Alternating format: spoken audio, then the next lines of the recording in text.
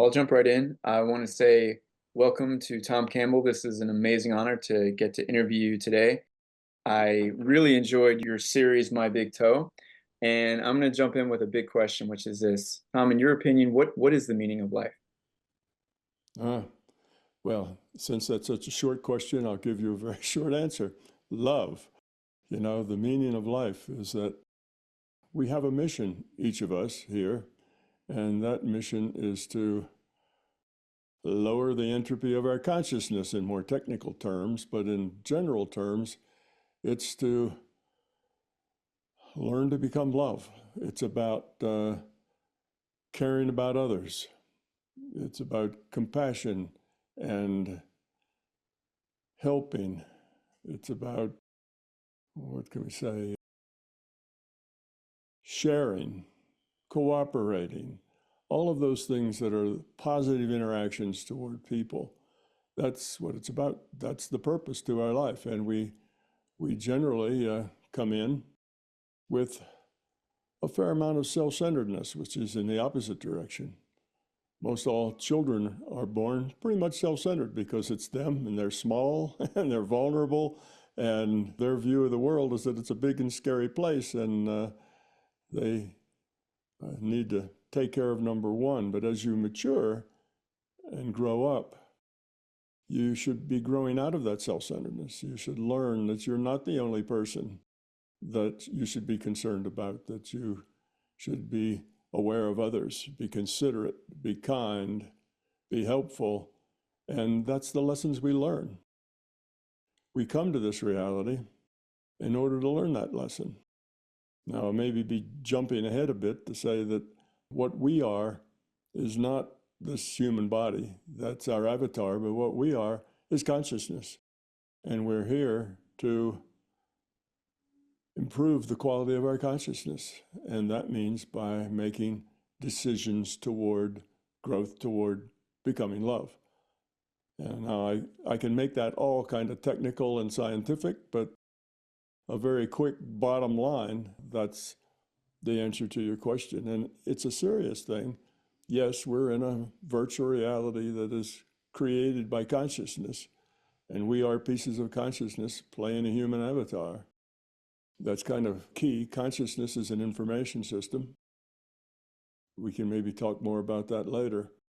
But that system then creates this virtual reality for us to interact in, where there are real meaningful interactions, where everything you do affects other people, and what other people do affects you. So we're in this highly interactive environment where ethical and moral and caring versus non-caring choices are made many times every day. So this is a rich schoolhouse for budding individuated units of consciousness to grow the quality of their consciousness. That's what this reality is all about. And I know that sounds very far out. It sounds like it came out of a sci-fi novel someplace. But if you take this reasoning, you can derive logical consequences of the reasoning. And so far, I have about 35 facts. By facts, I mean scientific facts, things that are not opinion, facts that are unknown. They have no answers, so people don't know why they are the way they are from various fields. And this particular philosophy that I'm talking about produces answers to those paradoxes. And if you did that to one or two, people would think it was lucky or fortunate. But if you do that to 35 or 40, you actually have to have something that's correct at your basic root. Otherwise, you couldn't possibly solve that many current problems in both physics and philosophy and even theology.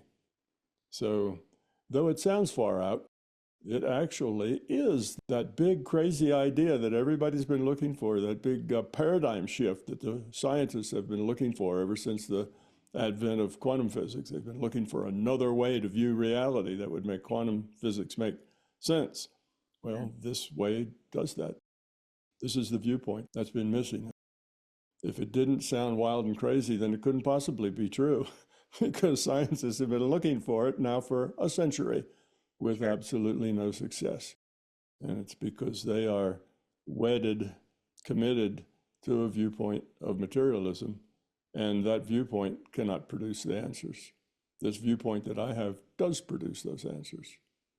I want to go back to the schoolhouse idea in just a moment, but I want to ask you Mhm. a related question. So I know you know Bob Monroe very well, and I read I can't remember which of the three books this came up, but he said something to this effect: in this reality, this simulation that you're talking about, it is a kind of Darwinian struggle where there just isn't enough resources. We're struggling with scarcity. So you mentioned children a moment ago. Mhm. You know, I have two young children, and I can put myself in their shoes and understand why they'd be self-interested. You're hungry, you're thirsty, or it's hot and it's cold. It's, you know, they're extremes. They're things that affect you from a materialistic standpoint, although I know what you're saying about it not being Mhm. materialist paradigm. However, that was his point, that we are foisted into this reality in which there isn't enough to go around, which commands that we do certain things, right? From an evolutionary standpoint, we have to fight to get resources or cooperate, whatever it is. Now, I want to talk to you about evil for just a moment. If what you're saying is accurate, that our highest calling is love and is to reduce entropy, as you call it, is my understanding correct when I say that evil and our willingness to do terrible things to people, especially in the name of getting those scarce resources, is that meant to be the ultimate kind of a challenge in the schoolhouse when faced with an opportunity to do what we like, to do what thou wilt, if you will?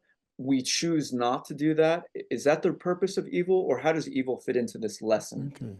Evil fits into the lesson because all of the players here in this game have free will.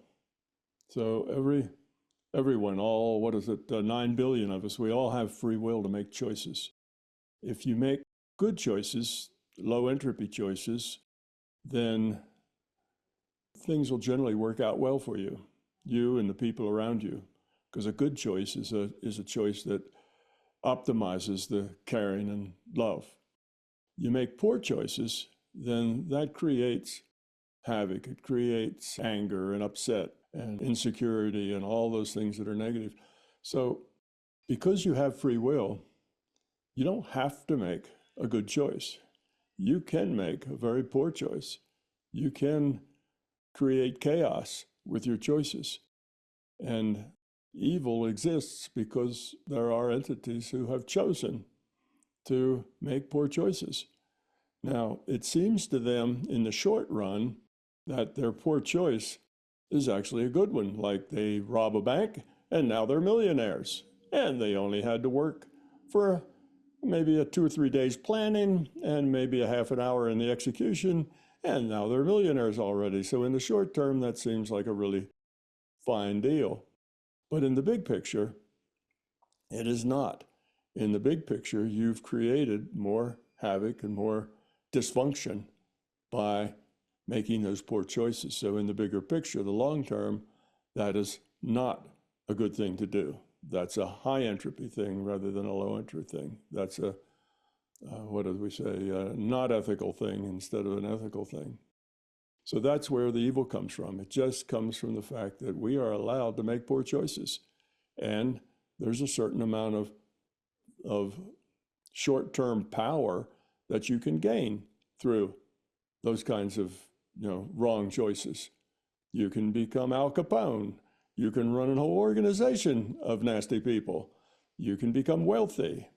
So it looks like maybe there's some advantages there, but that's only short term. In the long term, when you make a poor choice, you de-evolve your consciousness. So you go from from whatever level your consciousness is at, as far as its development, you get decremented. Now you're less than that. So you de-evolve the quality of your consciousness by making those choices.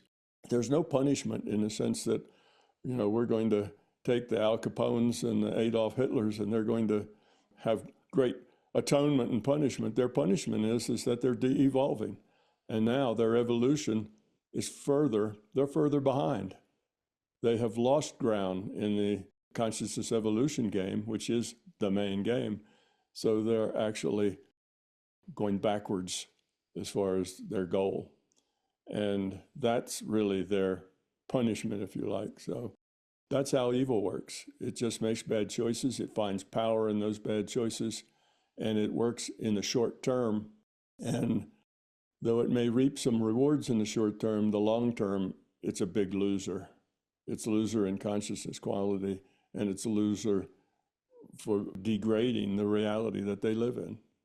So that's where evil comes from. And I would not necessarily agree that the driving thing in our evolution is scarcity. I'm not sure that's entirely true. I think that scarcity is there, obviously, but we have the ability to pretty much get rid of scarcity. There's enough understanding, there's enough technology now, there's enough capability that there shouldn't have to be a scarcity problem.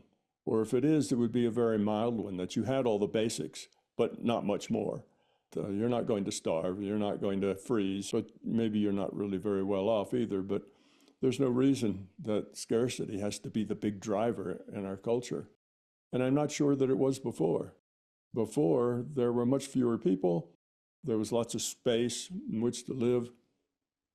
So I'm not sure scarcity was the thing. I think the problem is the low quality of consciousness human makes choices. And those choices are, I want more.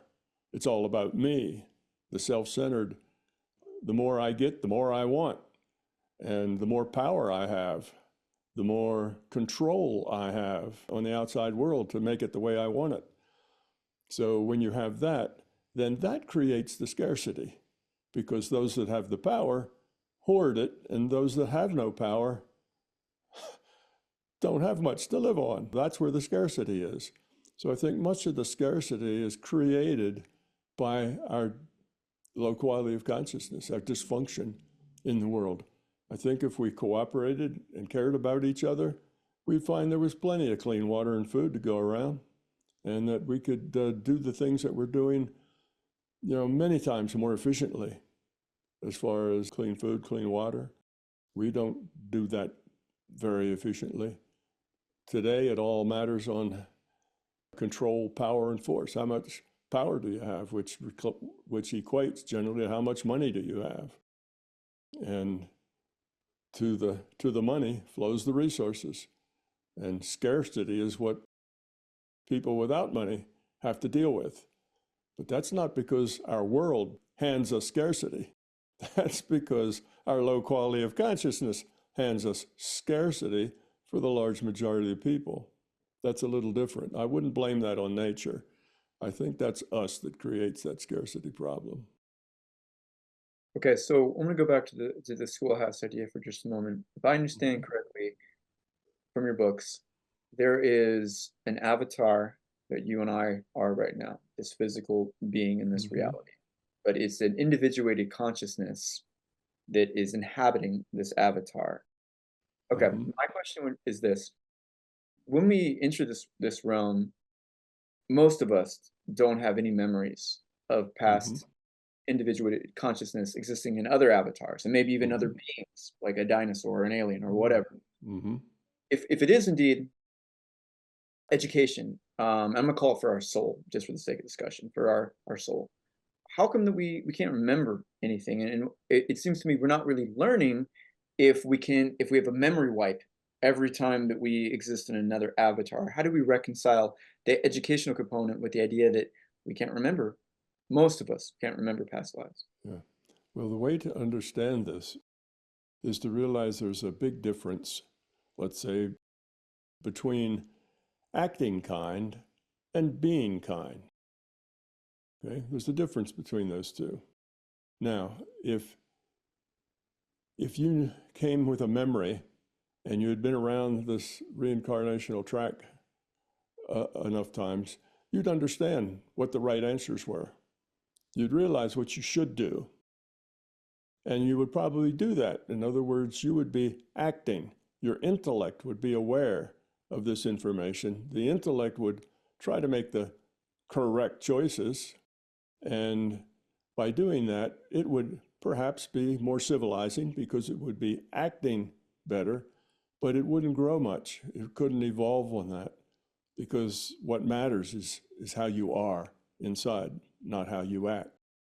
So indeed, the best way to grow from the inside, at your core, who you are authentically, not who you are image, that authentic growth will grow more quickly if it's presented with a problem. It's presented with issues. Stuff happens and it has to deal with it. And how it deals with it is a good reflection of how grown it is or how grown it is not. The people come here to game the system. Oh, I know the right answers. Okay, I'll be kind. I'll help that little old lady across the street because that's what I should do. But when nobody's looking, you're cheating and stealing and robbing because nobody will notice, or you're really not a very nice person inside, but you pretend to be. Well, there's no growth in that. So that's one reason.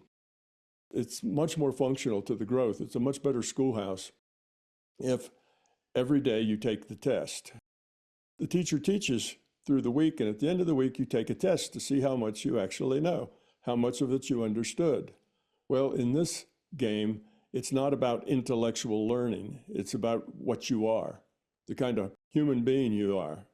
What level of quality have you grown to? And the test is you interact with others in the world and they interact with you. And what sort of choices do you make? That then shows you exactly who you are inside, how you react, okay, whether you're self-centered or whether you're more other-centered than that. So that's part of the reason. The other part of the reason that you don't come with memory is that you go around the circle a lot of times.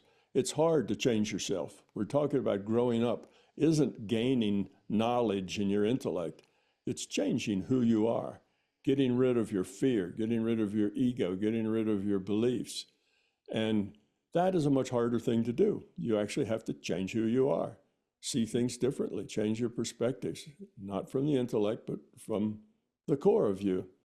Well, because that takes a long time, you're not expected to do that in one lifetime's experience. That's just too much. It takes a lot of lifetimes' experience. So now let's say that you remembered everything. And let's say you've been around this cycle 1,000 times. Then you will have had maybe 1,000 husbands and wives, maybe 500 of each. You would have 10,000 children. You would have, and what would it be like to have all that memory? It would be overwhelming. What could you do with that? It isn't functional. So the way to grow is to take the test. How grown are you? Well, here's your test. Life happens. Something happens to you. Somebody says something that's rude to you. And what do? You get angry? You punch them? Or maybe you think, gee, I wonder what's wrong with that person. I wonder why they're so upset. I should find out what their problem is, and maybe I could solve it. You see, that would be a different way. But it comes down to this ethic that you can't blame other people for your choices. You have to accept responsibility for your choice. So if you choose to be angry, you have to accept that as your choice. You're angry for a reason. It has to do with your fear, your ego, your beliefs. You have to accept that. If you say, oh, George makes me angry, Sally makes me angry, that's not true. You're trying to blame somebody else for your own issues. So it's a difficult thing to do. You need to grow inside, from the inside out, not from the outside in. So having a bunch of knowledge and taking it in is like from the outside in. That doesn't grow you. It just makes you able to more quickly and more ably polish up your image to be what you think it ought to be, which has nothing to do with who you really are when you look under the hood. Gene Roberts talks about this in the Seth material, this idea of what he calls aspect consciousness. Almost this idea that who you really are is like a tree, and this life that you're living is a leaf.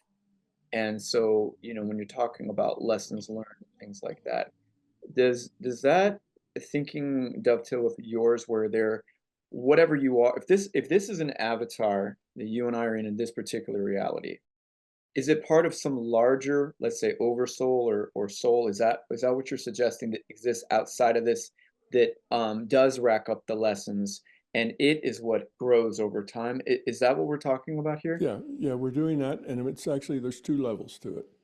There is the thing I call the individuated unit of consciousness, and that is a piece of the larger consciousness system. Okay, the larger conscious system is just what's fundamental. That is the fundamental thing, is consciousness. Mm. And you're a piece of that larger consciousness system, just a subset. If you're into computers, I'd say you are a virtual machine inside the larger machine that's consciousness. Consciousness, again, being an information system. So that's one roll up. You're a piece of the larger thing. The larger thing is just the source. You could call it all that is, I think is what Seth called it. But now, when you have an experience as a human, and you're going to play a human avatar, then that individuated unit of consciousness partitions off a piece of itself that I call the free will awareness unit. And that free will awareness unit is what actually logs on to the data stream that defines that individual now that they are going to make all the choices for. You see, we, consciousness, are the player. The avatar only does those things that we tell it to do. That's the way it is in any virtual reality. Your elf doesn't do things on its own. It only does what the player tells it to do. So we're the player. We're a piece of consciousness. The elf is Tom Campbell's body here and Michael's body. So we tell that body what to do. We make all the choices for the avatar. All right, now that comes from a free will awareness unit, which is a subset, a partitioned off part of this individuated unit of consciousness. When that elf dies or that human dies, then that partition comes down, and all that information of that lifetime just becomes part of that individuated unit of consciousness. So if you've had 1,000 of these incarnations, then that individuated unit of consciousness has the collective of all 1,000 of those lifetimes. And it does that because there's often more understanding if you can look for patterns and series and things. If you look at 100 lifetimes and you see a pattern of anger management problems, then you know that's something you have to work on. It wasn't just a one-off for that one lifetime. It was something that's deeper than that you're going to have to work on. So then you try to have incarnations that help you work on that aspect. So there's one roll-up, which is individuated unit of consciousness of multiple lifetimes that individuated unit of consciousness has experienced, making the choices for an avatar. And then there's another roll-up of that individuated unit of consciousness being a subset, a piece of, again, you could say a partitioned off piece of, which is all a virtual machine is, a partitioned off piece of the larger consciousness system. So the old saw about we're all one is really true. We're all part of one thing. And it's also true that our part has its own free will and can make choices. That's how it learns. So that's kind of the overall spectrum of how that works. So there's two roll-ups there, not just one. But the parent or the source is just consciousness. And consciousness doesn't have a source. Consciousness is the source. Okay, now that troubles some people that everything has to have a source, but that's not the case. Some things are just beyond our ability to understand. And though we try, we just don't have what it takes to understand them. And consciousness, the larger conscious system, is one of those things. And the reason that we can't understand it is that we are it. We can't get outside of ourselves to look at consciousness from some other perspective, from the outside. We're inside it. So in my books, I make an analogy of that to an intestinal bacterium. just doesn't know anything about, refrigerators and tractors and farms. All it knows is that food comes out of this pipe and it decomposes the food, and it's no way for it to understand that bigger process of sunshine and plant growth. It just can't do that. It doesn't have what it takes. It can't get outside to look at that. Well, that's the way we are with consciousness. So there is no infinite regress of, well, what caused that? And well, what caused that cause? And so on. You have to get to a point where you just say, we can't know. It's not we don't know. It's not we're ignorant and haven't learned yet. It's that we can't know. That's outside of the reality in which we live. Thank you. Would you like to see a better world? Get a better perspective. Balance your intellect with intuition and explore your true nature with the Exploring Consciousness and Everything Paranormal program with Thomas Campbell.